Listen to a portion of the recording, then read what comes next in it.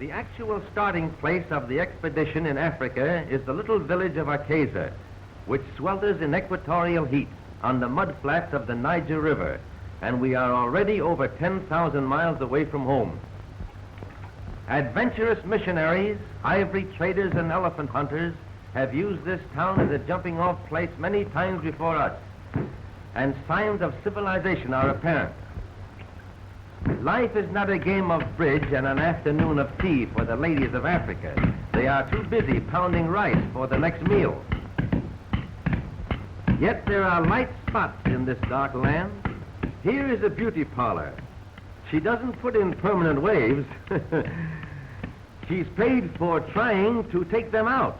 Anyway, she's trying to take out something. And here is the original tailor of 2 suits for the price of 1 frame. While he weaves a pair of trousers on his ancient foot-power loom, his customer in the background waits in his other suit. This little group of elephant tusks is worth over $10,000, and each pair represents the death of a 4-ton animal.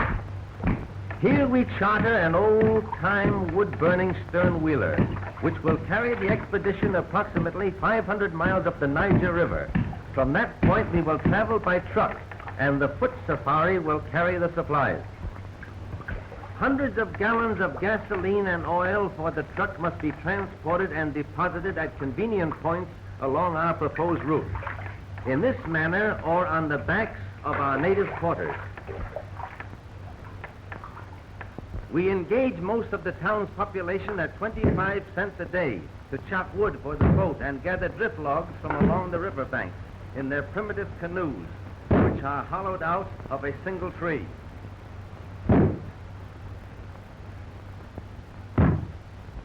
The foot safari of 200 natives are chosen from various tribes, and the immense amount of necessary supplies are divided into small loads, which they can carry on their backs far in advance of the truck and sound equipment. The fact that each tribe speaks a different language lessens the possibility of them all striking or quitting the expedition at one time. How would you like to carry 60 pounds on your head 20 miles a day in torturous heat? Finally, the entire expedition is loaded onto the steamship which will carry us up the Niger and into the heart of the dark continent.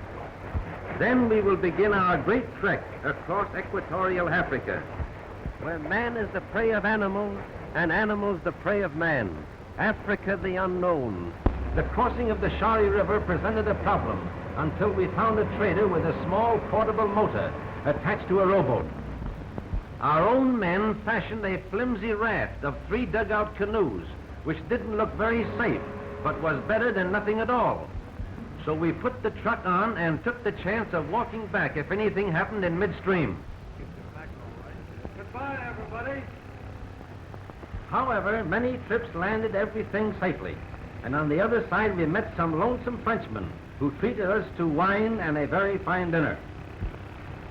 They were surprised to find that we had come all the way from the west coast by motor.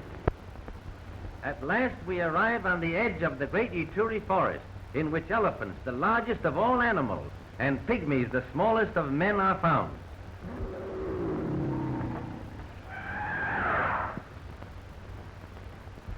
The trail of the elephant is easy to follow, for they trample down everything in their way.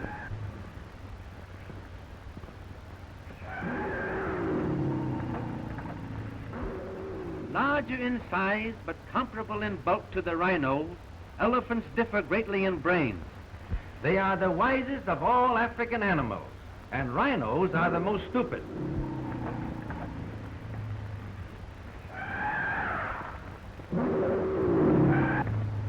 Their sight is very bad, but their scent and hearing are highly developed, making them most dangerous animals to approach.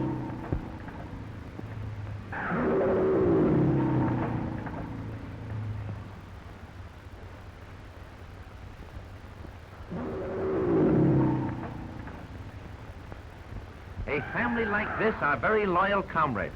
They have been known to carry a wounded pal away from danger, supporting his immense body between them at the risk of their own lives.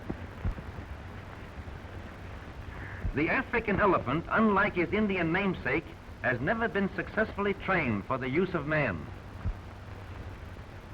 Until recent years, ivory hunters penetrated the haunts of the elephant for centuries, killing millions of these majestic mammoths and taking away nothing but their tusks. We had been unable to find a route through the dense forest to the pygmy village, so we seized this opportunity to bribe our way with salt, which necessity of life is very difficult for them to obtain. Boy! Kuja hapa! Kuja! Kuja hapa! Here you are. They love it. Like a child loves candy. It's very scarce in the forest. Chumbi! Chumbi Mingi! Kuja!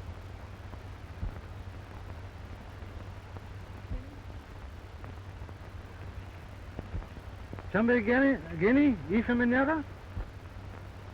Yo! Dito! He says he'll take us to the pygmy clearing if we bring plenty of salt. We better bring plenty of water. Something tells me he's going to be plenty thirsty. Finally, our little guide brought us to a clearing in the center of the deep Ituri forest, and hundreds of pygmies came from all directions to greet us.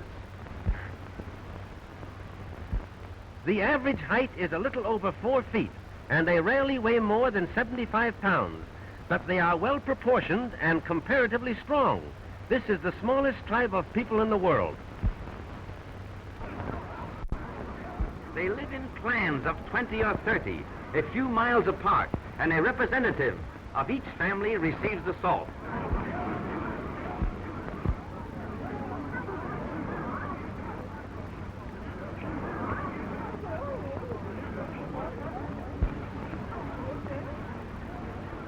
The clan leaders are in turn ruled by a great king who occupies his throne through blood succession, just like the crowned heads of Europe. He is honoring us by coming in from the depths of his forest capital. We wanted to pay our respects to His Majesty there, but the darkness in the interior makes photography impossible, and the king graciously offered to come to us in the clearing. He is comparatively young, and both he and his subjects show character and intelligence. In this, they differ from most of the other African tribes. Besides supplying music for the dance, these great tom-toms boom out messages in a code similar to our telegraphy. Everybody dances in Pygmy Land, and their chanting, while not particularly harmonious, has a fast rhythm that makes the feet want to do things. These are the original hot dogs. The Pygmies have practiced companionate marriage for centuries, long before Judge Lindsay was ever heard of. If a marriage doesn't take after a year's tryout, they start all over again with a new wife. No one is allowed more than one wife at a time, except the king. He gets 2 for safety's sake, to ensure a son and future king. These are the queens. They are very modest and shy when the king is around. According to scientists who have made a study of the past history of this race, the pygmy is not really a Negro, and their faces certainly show a great similarity to nearly every other nationality in the world.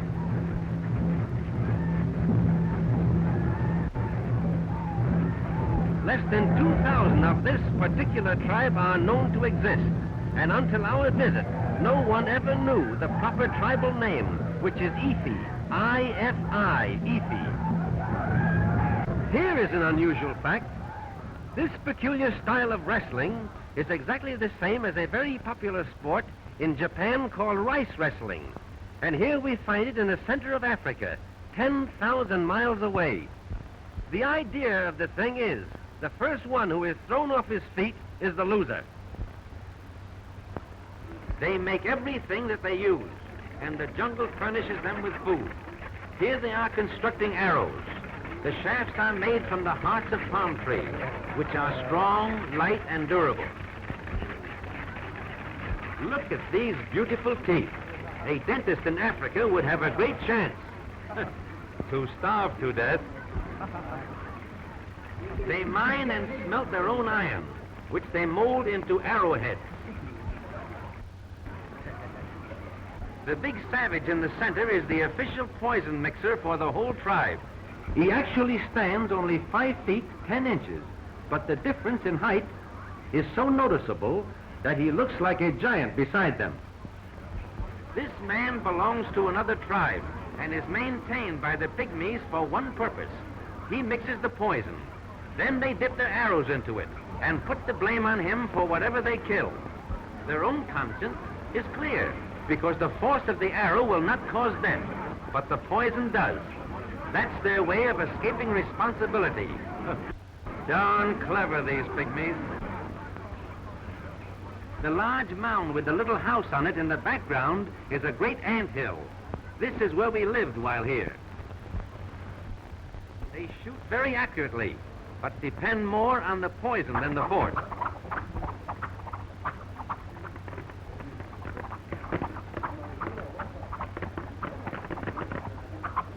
These tiny people kill a huge elephant with these small arrows, but it takes 3 or 4 days for the poison to take effect. After the elephant is hit, they follow him through the dense jungle until he dies. If a golfer had this perfection of motion, there wouldn't be anything but champions. Notice how he always keeps his eye on the target, and he follows through with almost continuous action.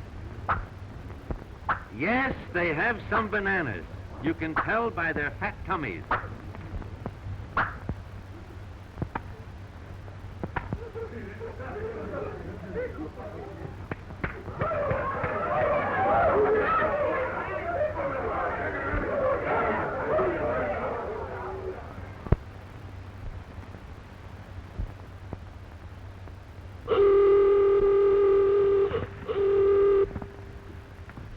Darn those natives. Never mind, it makes a great scene. It is very difficult for one who has never been in Africa to realize the vast amount of wild animals that live in this wonderful country. Many different kinds are always to be seen, but it is very hard to get close enough to photograph them. Any unusual noise on the veldt makes every bird and beast scurry for shelter. Great hornbill storks suddenly lift their 50 pounds into the air like a squadron of aeroplanes taking off. Inquisitive monkeys, comparatively safe in the treetops, chatter incessantly, and the plain becomes alive with sounds of every description. A cheetah slinks off, uttering his odd bird-like call. Unusual and rare baby bat-eared foxes run for their dugouts, where they huddle close together and cry plaintively in fear for their lives.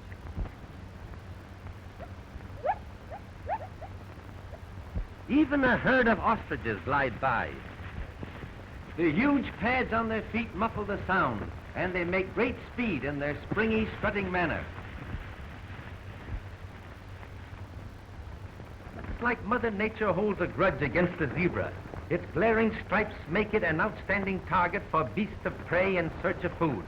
Almost powerless when attacked by a lion, but oh boy, they kick and bite viciously when bothered by other animals.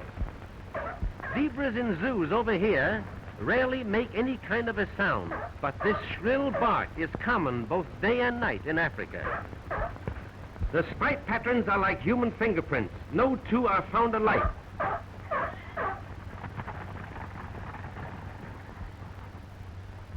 They are often found grazing in company with a herd of topi, which are similar to a large American deer.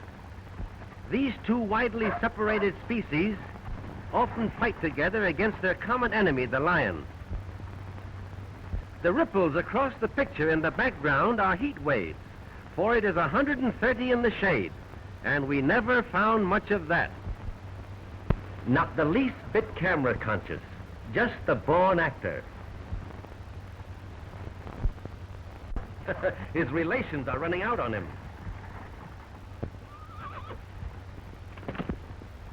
I don't know whether he's calling his mother or his father, but I guess he wants his mama.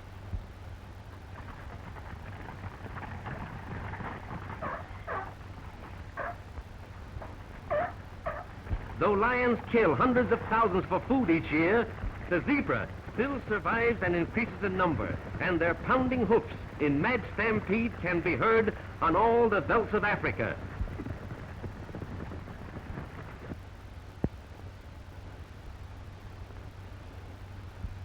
Oh, the original rubberneck. You can't get close to a giraffe without him seeing you, but their curiosity is stronger than their fear, and often they'll stand 100 yards away and gaze steadily down at you. They are natural-born reachers. They will drink every day if near water, but they can get along without it for weeks at a time, thereby making a monkey out of the camel. A full-grown giraffe is the tallest animal on the face of the earth, often standing nearly 16 feet high. Hunters rarely kill these harmless monsters, but the natives often do, for the hide makes a bullwhip 30 feet long without a break.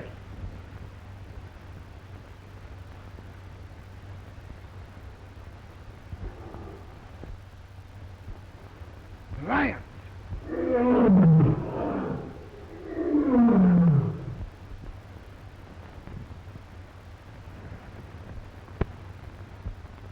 But these two lions are stuck with food and lazy. They're just looking for a shady place to snooze. But Mr. Giraffe doesn't trust them. He just remembers a very important business engagement elsewhere. For such awkward bodies, they can make great speed, sometimes traveling as fast as 40 miles an hour. Our microphone registers only the hoofbeats. For giraffes, having no vocal cords, cannot utter a sound. They're just naturally dumb. But not quite as dumb as the yokel who first saw one in a circus and said, "There ain't no such animal."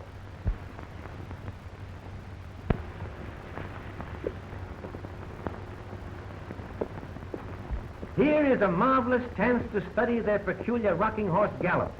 All 4 feet are never off the ground at one time. They were once called camel leopards, due to their leopard spots and their unusual ability to go without water. The huge legs, long neck, and sloping back make the giraffe appear clumsy. But notice how the head remains level, while the neck takes up the bumps like a shock absorber. They could run clear across the picture with a glass of water between their horns and not spill a drop. Once underway, these great runners are hard to stop, and they have often hung themselves on the telegraph wires of the new railroad, which has been started from the Indian Ocean coast.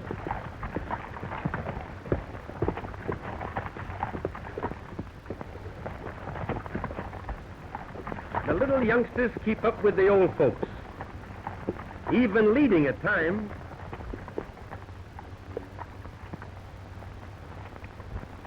Here is a sure enough neck-and-neck race, with the little fellow trying to hitch on behind. If he only had sense, he'd grab that tail. Flamingos by the million. Each bird stands nearly 4 feet high and weighs about 30 pounds, but the flesh is odorous and unfit to eat. It looks like the parade of the wooden soldiers.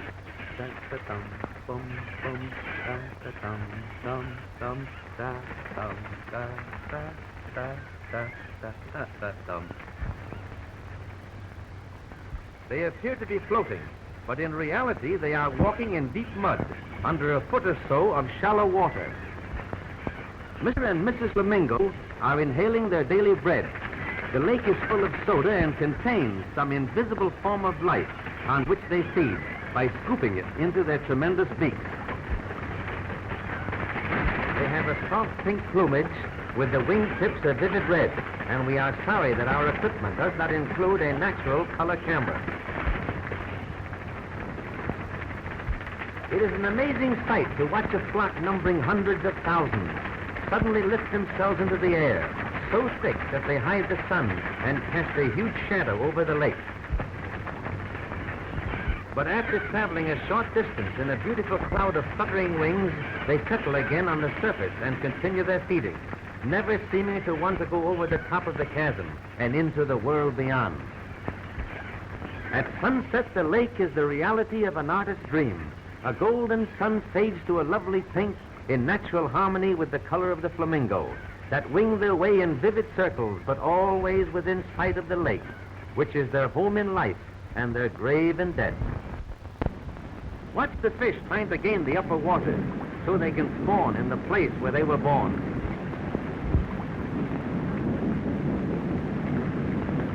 Oh, how would you like to have that baby on your hook? 50 miles below the falls, the Nile spreads out into a flat, virgin wooded valley. Unusual trees such as this dot the shores, and in the interior, a short distance, are almost impassable papyrus swamps.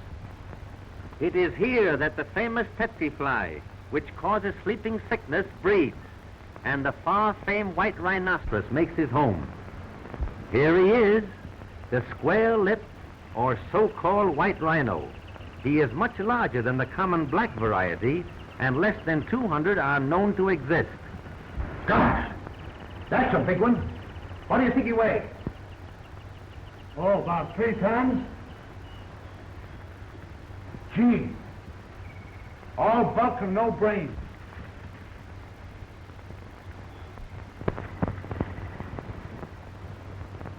Charming fellow. He'd like to make friends with you, in his own way. Thick-skinned and bad-tempered, this most weird survivor of prehistoric animals is rapidly becoming extinct. The horns are not bone, but consist of thickly compressed hair, which is valued at 3 times the price of ivory because it is shipped to China, where it is considered the greatest of all medicine cure-alls. Certainly are innocent in our magic wagon.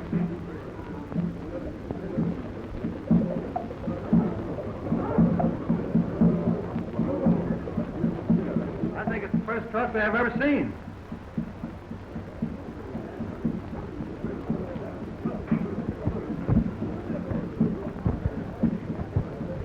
They're going to put a dance on for us inside the wall.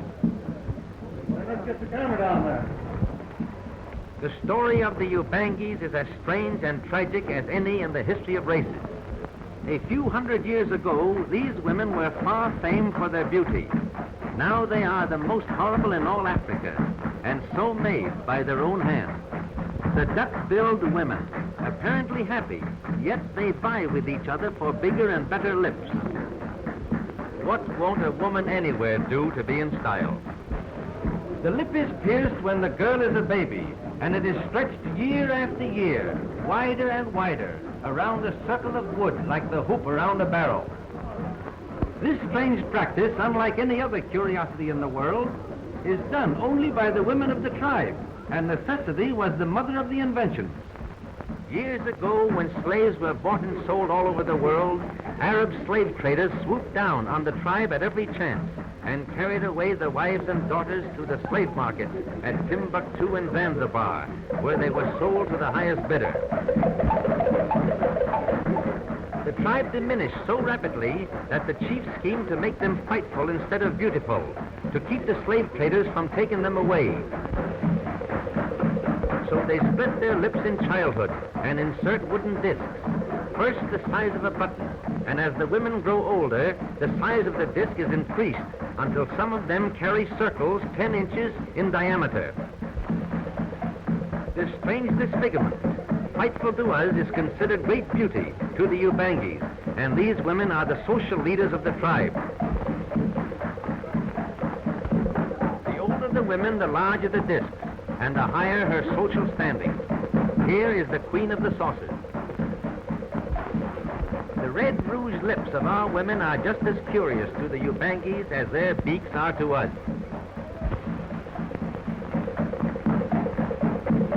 With the passing of slavery, this custom so long established is now being tabooed by the French government. But ugliness is still a virtue, and even now the prettiest daughters slash their cheeks to win the favor of the warriors. These little girls mature very early and are often married before they are 10. They are mothers when some of our youngsters are in the 3rd grade. By the way, the little fellow in the foreground is still single. When he grows up, the last of the duckbills will be gone, and he will find that it was just an old Ubangi custom. Women without scars or big lips haven't much value, and the father sells them for whatever he can get. Here's a young man with a pet hyena who is on his way to make a trade for a wife.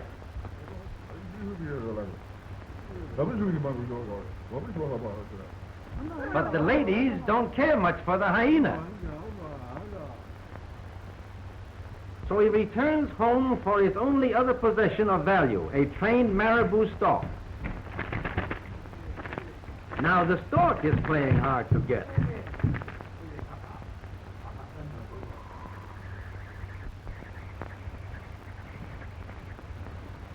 A plug of tobacco or a package of cigarettes will buy the best-looking girl in the village, and the boy wants his choice, but the father gets rid of the biggest eater first.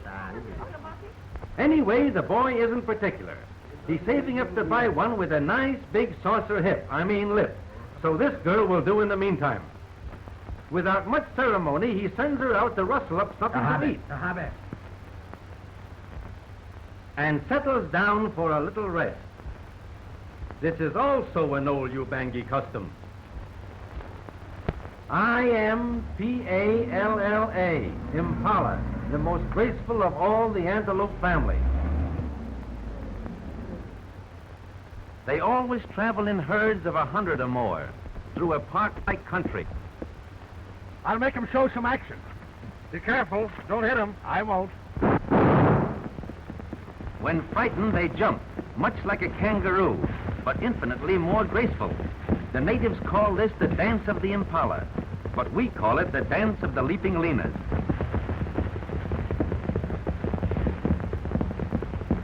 Look at that baby jump.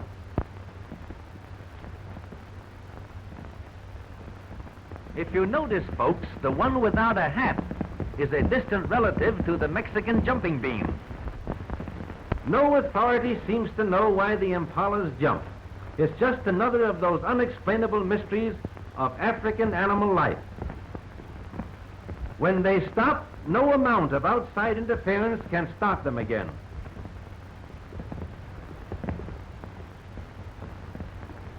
Sometimes they jump backwards to keep the dust out of their eyes.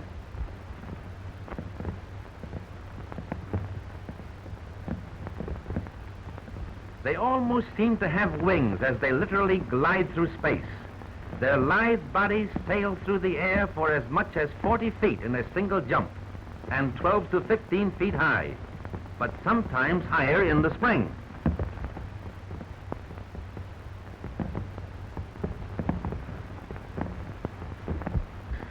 They jump higher on their mother's side than they do on their father's side.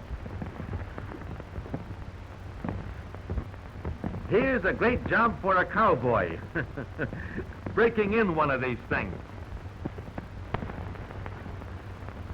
It's probably something they ate last night. There goes 3 of them up together. Lions eat very few impalas because the impalas keep him on the jump, and the lion goes crazy trying to catch up.